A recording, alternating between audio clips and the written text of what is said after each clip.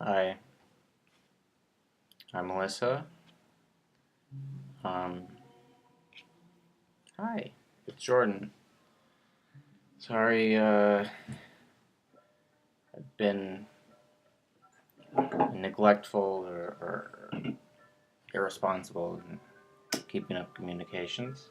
It's been a rough, weird period.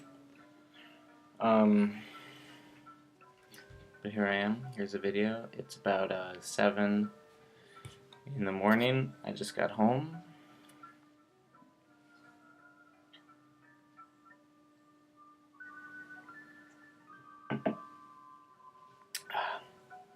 And I was going to talk about the first, like one of the first big meetings I was in China, with green initiatives. I uh, I remember I like organized a meeting with a woman from Wagas, the cafe chain, and this was like a pretty big deal. Nin was really excited about it, because he had been trying to like organize a meeting with them for a while, and it could have ended up being very lucrative if there were a collaboration. But I don't think the meeting went all that well. Um, I remember showing up at their offices, and I was nervous about the whole thing because it was like my first time doing one of these meetings. And I showed up at their offices about like 5 minutes before the meeting was scheduled.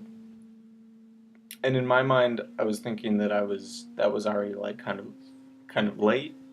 Um, I thought Nick must be like a super professional. He's probably there 15 minutes or 20 minutes in advance. So I showed up to their offices, and I just went in, and I was like, assuming that Nick was already there, I went in and I was like, hey, I'm Jordan from Green Initiatives. I'm here for this meeting with the Wagas. Um, but Nick wasn't there.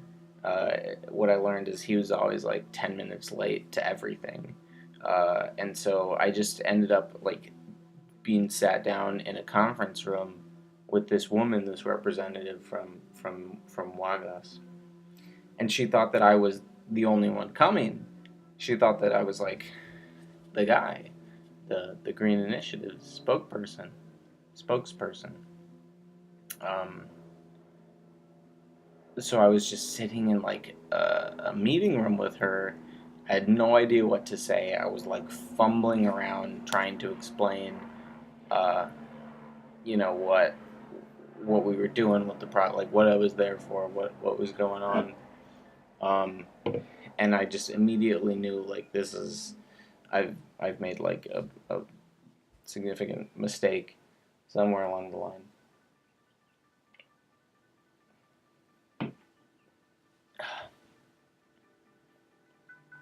And eventually Nick shows up and kind of like takes control of the conversation.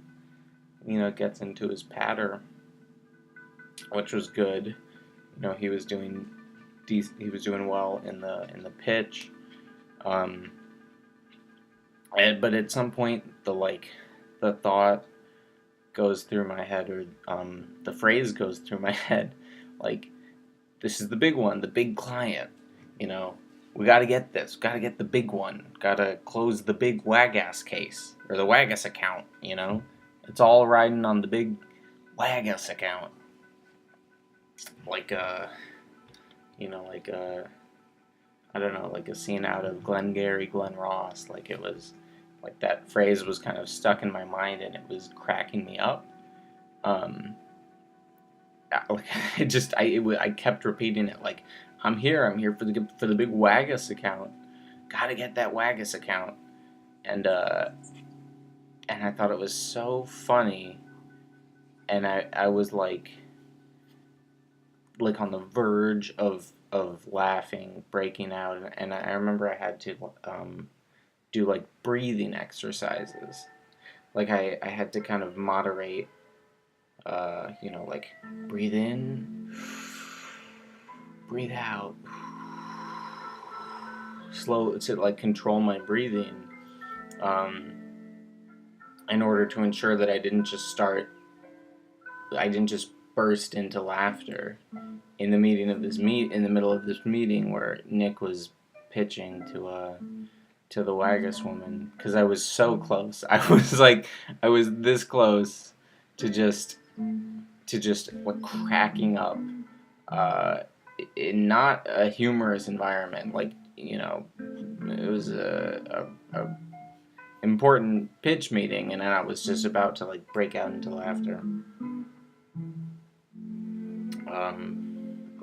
It was tough, but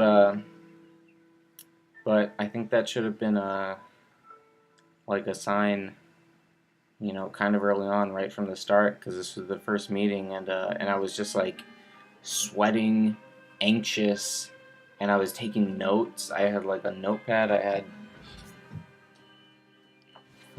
this notebook, which I like took everywhere with me in China. I had it every day, and I was just writing notes in it that were like completely pointless notes, but just for the sake of looking like I was engaged.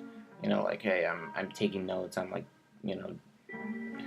gleaning something significant out of this conversation. But I was just in my head, I was just laughing at how ridiculous I felt everything was. I felt like it was.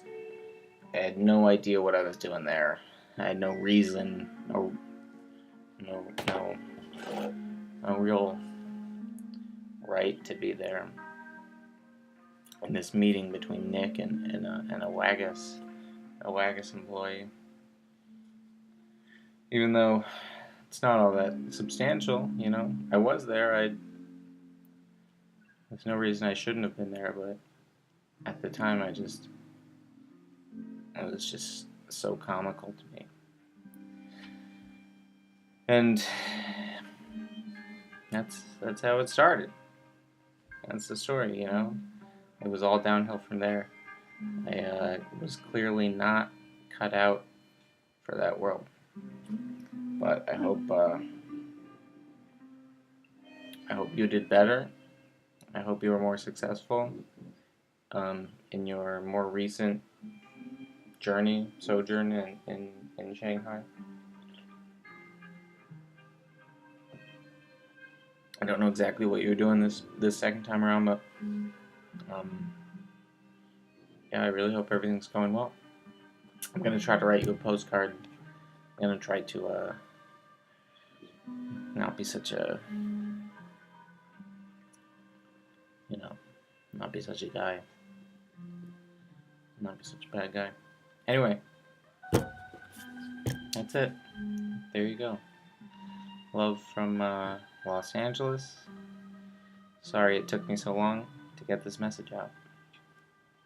Cheers. Cheers.